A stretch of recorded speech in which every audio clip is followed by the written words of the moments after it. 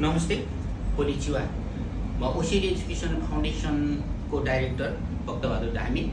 यदि हजुरहरू जापान तथा south Korea apply गर्ने विद्यार्थीहरू उच्च शिक्षा अध्ययनको लागि चाहिँ आफ्नो भविष्यलाई चाहिँ सुरक्षित गर्नको लागि चाहिँ यहाँ ओसिएनलाई माया गरिदिनु हुने अभिभावक, शुभचिन्तक, साथीभाइ, इष्टमित्र, अग्रजहरूलाई 2082 सालको हार्दिक मङ्गलमय शुभकामना व्यक्त गर्दछौँ ओसिएन एजुकेसनको तर्फबाट र मेरो व्यक्तिगत तर्फबाट।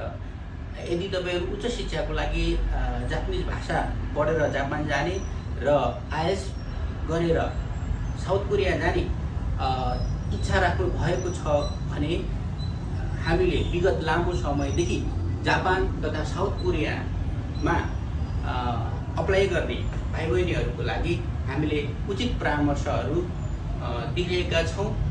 यदि ओसिएन एजुकेसनलाई माया गर्ने देश विदेशमा रहनुहुने दिदी बहिनी दाजुभाइहरूको लागि स्वास्थ्य, सुख, शान्ति र सफलताको हार्दिक मङ्गलमय शुभकामना व्यक्त गर्दछौँ।